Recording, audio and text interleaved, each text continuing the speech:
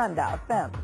Karen, nalungkot si Chris Aquino sa pagkakadawit ng pangalan niya sa multimilyong pisong jewelry scam na kinasasangkutan umano ng komedyanteng si Jose Manalo at ng misis niya.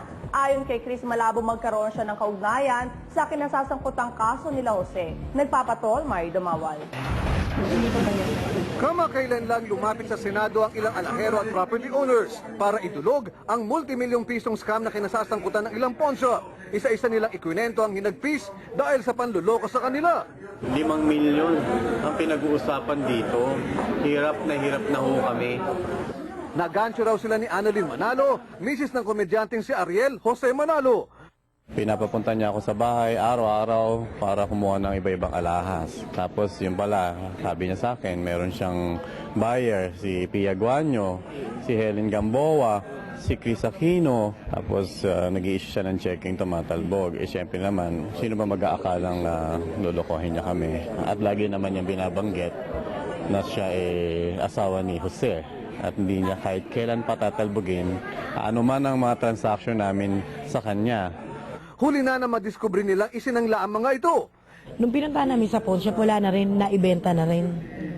So talagang wala siyang willingness na ibalik. Isa sa mga biktima si Clifford Ugadan na nagoyo umano ng 7 milyong piso. Ayon sa kanya, damay din si Jose dahil sa kanya nakapangalan ang mga tumalbog na cheque. Under BP22, pagka nag-issue ka ng cheque na nag-bounce, you are liable.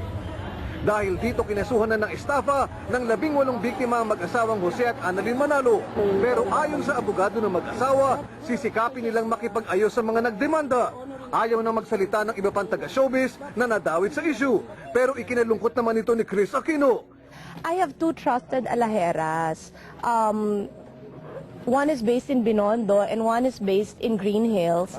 Pero ang magmula nung nagkasakit ang mom ko, hindi na ako bumili talaga ng alahas. Kasi I don't know them. And alam mo, sa pagkakuripot ni James, hindi siya bibili ng alahas. Nilinaw pa ni Chris, malabong madamay siya sa anumang transaksyon ni Jose. I wish I knew them para at least may saysay na nadadrag ang pangalan namin. Pero hindi namin sila kilala. And siguro, ang pinaka doon, clear is, how long have I been with ABS-CBN? Diba 12 years? Hindi ako umaapak sa kabilang estasyon. At sila, hindi na naman sila pumupunta dito para makilala ko sila. Mario Dumawal, Patrol ng Pilipinas.